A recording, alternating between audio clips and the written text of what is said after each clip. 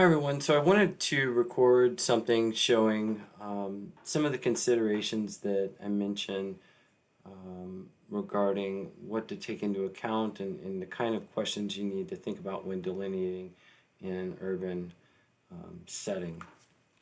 So I looked at the data that we had for the project and found this area in Winston-Salem that has some contours and some good drainage structures that we can delineate to. So you can kind of see right here the top of the structure. Now we'll look at it in Google Earth. So we are standing right about here at this intersection in Google Street View. If you look over here, you can see that drainage structure that we saw the top of in the aerial inside of PC Swim. And then over here you see another structure, curb inlet. And here you see a double structure, so it's twice the size of these. And we'll talk about why that probably is when we look at the delineations. And then down here in the cul-de-sac, you can see another curb inlet here. So that's what we're looking at. And so I created junctions. So these junctions represent each of those four drainage structures that we just looked at. And then I just added a junction down here so that I could add this pipe network. So I'm not positive that this is how this pipe network looks. This is one potential configuration that I can see based on some engineering judgment and some assumptions. So to do the delineation for this, we need to keep in mind crown of roads. We're going to look at roofs, and so let's just get at it. So we've got a high point approximately right in here, and we can see I've got the DM in the map, so we can get the point elevations from the DM. So it's reading that down there at the bottom, that Z value. So there, we've got a high point here along the road, and we've got a high point here along the road. It means that this, and we can look at what that looks like. We call this a sag in the road. So if we look over here, using this measure tool, we can see that the roadway profile looks like this. This is that point on the right. It's right over here. And so, right, if I add another point, right here, you can see that right where I've got that structure is approximately the low spot in the road. Ideally, that's where you want those located. And so we can see that the roadway goes like this, so we know that this is a bit of a valley in here. And this is a ridge coming up this way, and we've got a ridge coming up this way. So, to get started, I'm going to go to the subcatchments and start adding. And so I'm going to zoom in over here. And because of the way this is draining, so if a water drop fell here, it would travel straight along here and it would miss this subcatchment. Or, I'm sorry, this catch basin. So I'm going to approximate this high point somewhere right in here. And just go out at about the center of the road.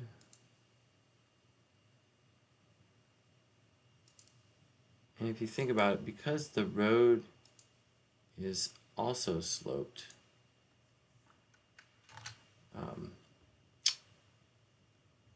in this direction, we're making the assumption that the roadway looks like this, that it's a typical urban section. And we know that because we can see the street view, we can see the curb and gutter, we can see this right in here, we can see where the two lanes were poured separately, and so water will sheet off this way and this way into the curb on the north and the south side of the road.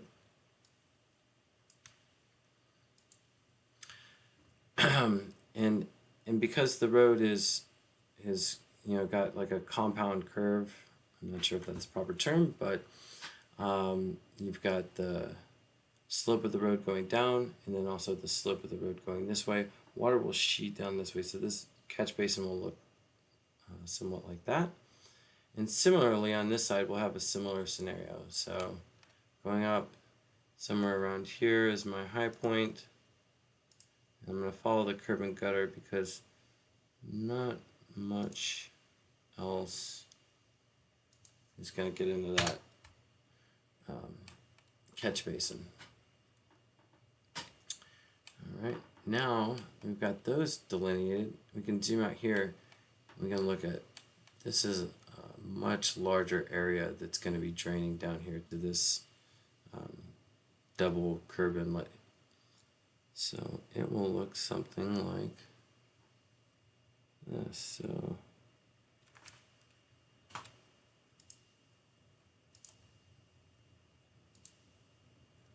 go up here. This is my high point in the road.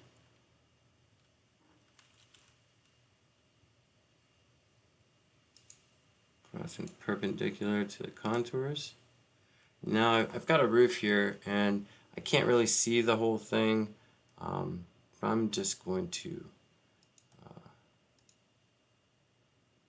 cut it somewhat, what I think is about half, and then I can follow this over here to where I think probably the roof line is, and then go back up the contours, following perpendicularly.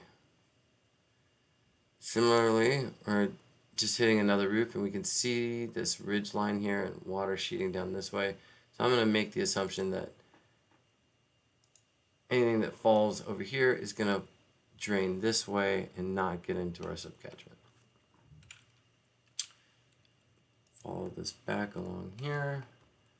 And again, we're making assumptions based on what we see and experience. Now, this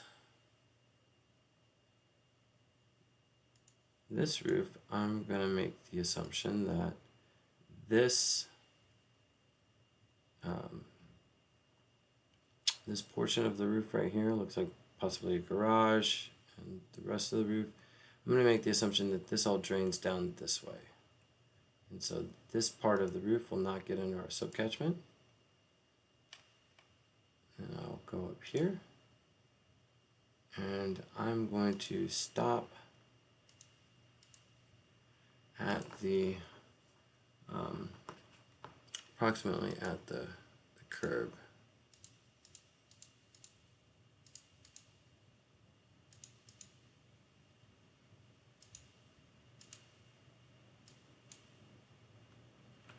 Oh boy.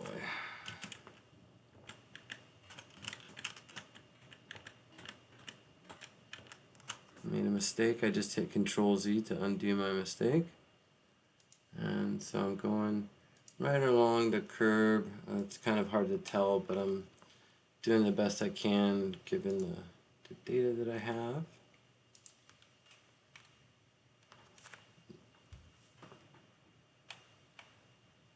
So then, similarly, we're going to follow this ridge down here. So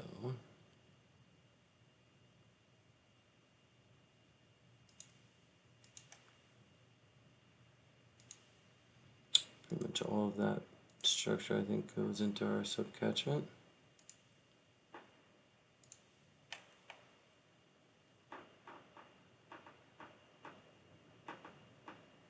And then here, we make the assumption that about a quarter of this roof actually gets into our subcatchment.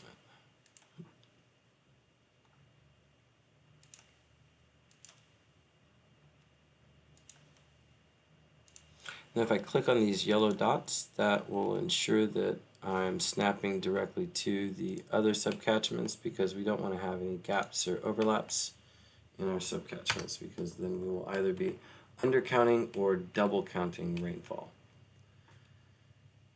And now I'm going to delineate to this catch basin right here. And I think that will look something like this. So we'll come down here.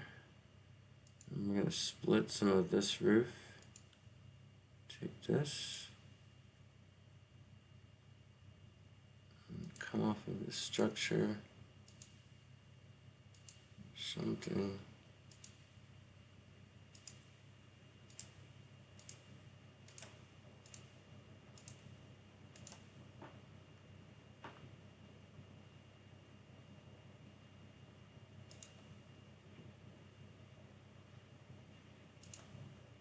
Something like that.